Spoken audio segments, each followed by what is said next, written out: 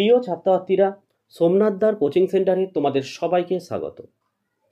উচ্চ মাধ্যমিক 2025 আজকের ভিডিওতে থাকছে প্রবন্ধ রচনার সাজেশন। তো ব্যাপারটা তোমাদের একটু বুঝে নিতে হবে যে কোন রচনা তোমরা করে যাবে। তাই সব রচনা তো পড়ার দরকার নেই।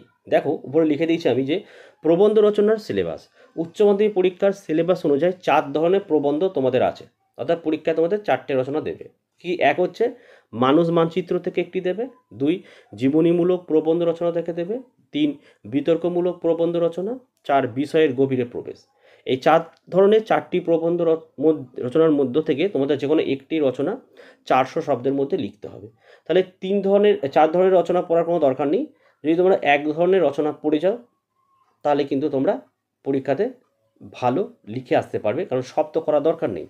যেমন 1 নম্বরে যারা ভাবছো আমি মানুষ মানচিত্র থেকে করে যাব, তাদের এইগুলো পড়তে হবে। কী কী দেখে নাও। 1 বিশ্ব উষ্ণায়ন, 2 এটা ভ্রমণের মূল্য হবে, 3 আধুনিক প্রযুক্তি ও মানব সভ্যতা, 4 চরিত্রকরণে খেলাধুলার ভূমিকা, 5 দূষণ প্রতিরোধে ছাত্র সমাজের ভূমিকা, 6 বিজ্ঞানের অগ্রগতি বা দৈনন্দিন জীবনের বিজ্ঞান, 7 শিক্ষা বিস্তারে গণমাধ্যম, 8 হচ্ছে বন্যপ্রাণী।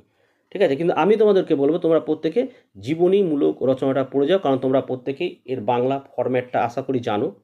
তোমরা যে যেখানেই পড়াশোনা করো না কেন প্রত্যেকেই কোচিং সেন্টারেই শেখানো হয়।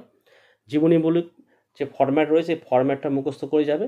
আর দেখো এই জীবনীমূলকগুলো এবছর আসতে পারে কী কী: শঙ্খ ঘোষ, সৌমিত্র চট্টোপাধ্যায়, নীরেন্দ্রনাথ চক্রবর্তী, সলিল চৌধুরী, তপন সিংহ, মাইকেল মধুসূদন দত্ত, এপিজে আব্দুল কালাম, স্বামী বিবেকানন্দ আর জীবনানন্দ দাশ।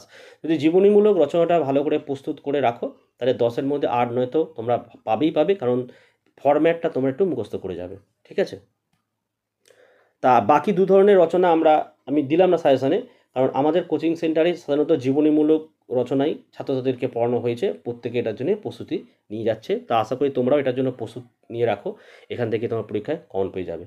ঠিক আছে, তো আজকের ভিডিও এখানে শেষ করছি। তোমরা প্রত্যেকে ভালো থেকো এবং সুস্থ থেকো।